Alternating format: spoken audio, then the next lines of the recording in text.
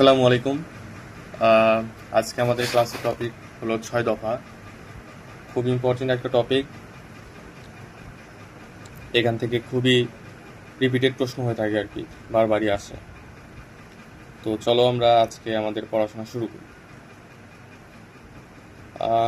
ওকে, আজকে আমাদের প্রথম যে প্রশ্নটা আছে সেটা হলো যে আওয়ামী লীগের ঐতিহাসিক 6 দফা পেশ করা হয়েছিল কবে বা কত সালে। ঠিক আছে, এই উত্তরটা হবে 1966 সাল। মানে আমাদের ক নাম্বার যে অপশনটা আছে, ঠিক আছে, 1966 সাল। তো এটা নিয়ে আরও কিছু কথা আমার বলা দরকার বা তোমাদেরও জানা দরকার। সেটা হলো যে 1966 সালের 5 আর 6 ফেব্রুয়ারি লাহোরে একটা সম্মেলন অনুষ্ঠিত হয়। সেটা আসলে তৎকালীন বিরোধী দলদের একটা সম্মেলন ছিল, এবং এই সম্মেলনে বঙ্গবন্ধু শেখ মুজিবুর রহমান পূর্ব পাকিস্তানের স্বায়ত্তশাসনের দাবিতে ঐতিহাসিক এই 6 দফা দাবিটা আসলে পেশ করে।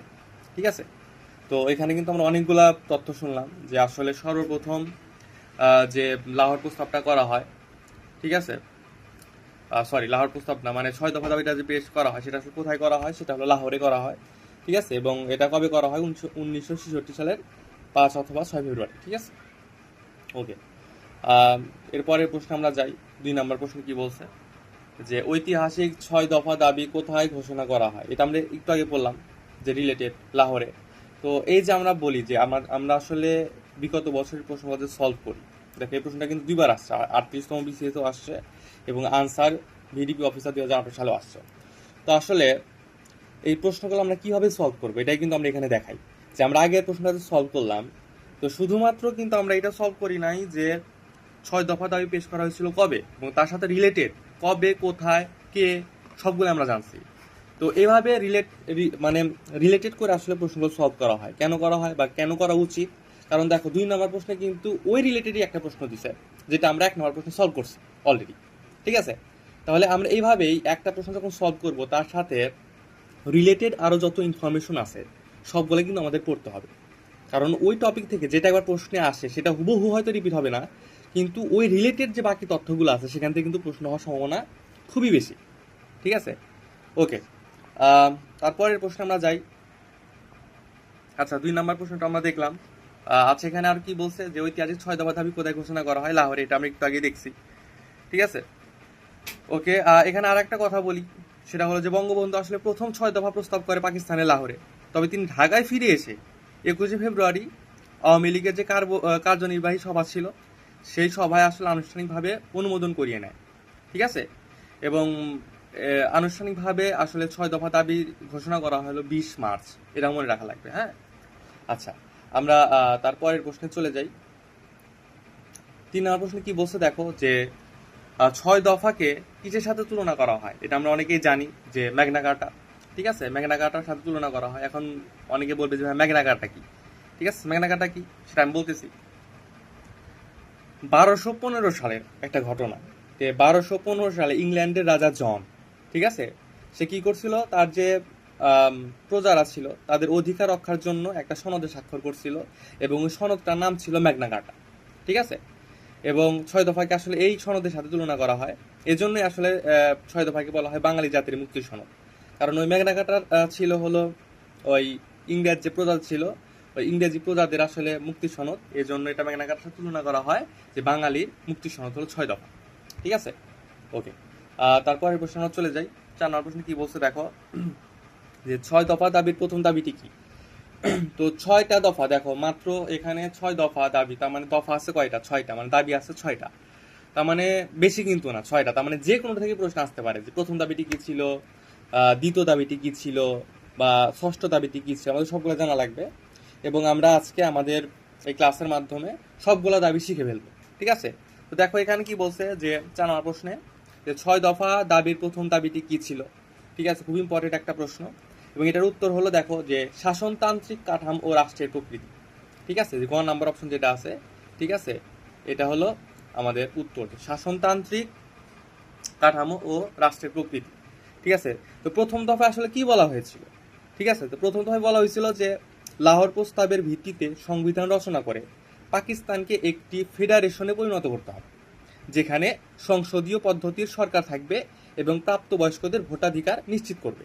ঠিক আছে, তার মানে আমরা এটা দ্বারা বুঝতে পারতেছি কি এখানে আসলে শাসনতান্ত্রিক কাঠামো এবং রাষ্ট্রের প্রকৃতিটা কেমন হবে সেটা কিন্তু তুলে ধরা হয়েছিল। ঠিক আছে, তো এটা আমাদের বোঝা লাগবে। আচ্ছা, তারপরের প্রশ্ন চলে যাই 5 নম্বর প্রশ্নে। এখানে কি বলছে দেখো, যে 1966 সালের 6 দফা দাবিতে কয়টি দফা অর্থনীতি বিষয়ক ছিল? এটাও খুব ইম্পর্টেন্ট এবং এটা উত্তর হবে 3টি।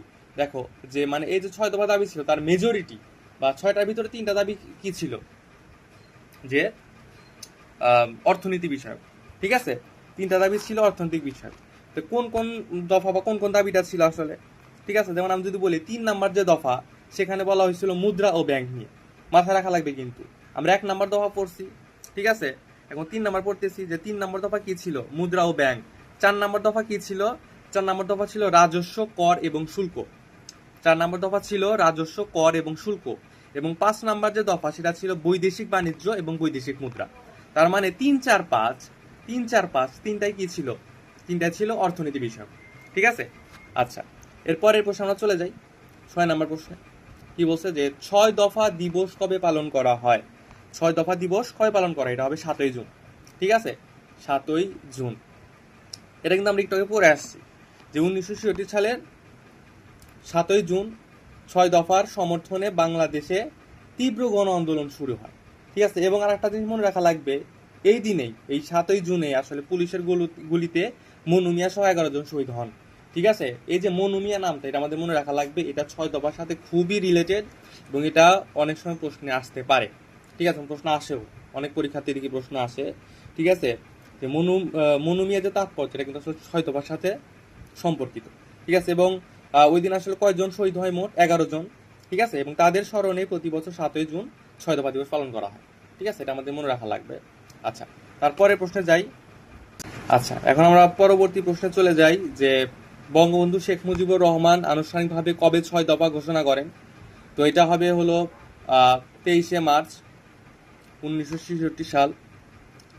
তো এটা আমরা পড়ছিলাম যে তিনি আসলে উত্থাপন করেন কবে, যে বঙ্গবন্ধু শেখ মুজিবুর রহমান যদি প্রশ্নের ভাবে আসে যে বঙ্গবন্ধু শেখ মুজিবুর রহমান প্রথম 6 দফা উত্থাপন করেন কবে, সেটা হবে হলো 5ই ফেব্রুয়ারি এবং কোথায়, সেটা হবে লাহোরে। ঠিক আছে, আর যদি বলে যে আনুষ্ঠানিকভাবে ঘোষণা করেন কবে, সেটা হবে 23শে মার্চ 1966 সাল। তো এখানে আমাদের যেহেতু আনুষ্ঠানিকভাবে কথাটা বলে দিছে, এই জন্য আমরা অ্যান্সার কি নিব, ঘ নাম্বার, যে 23শে মার্চ 1966 সাল। ওকে, তারপরে যেটা 8 নাম্বার, যে কি বলছে 6 দফা দাবির দ্বিতীয় দফাটি কোন বিষয় নিয়ে ছিল? এটাও খুব ইম্পর্টেন্ট।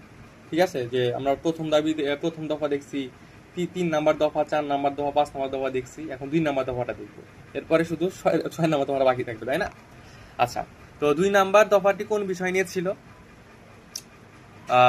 এটা হবে হলো কেন্দ্রীয় সরকারের ক্ষমতা। এই যে ঘ নাম্বার অপশনটা যে আছে, কেন্দ্রীয় সরকারের ক্ষমতা।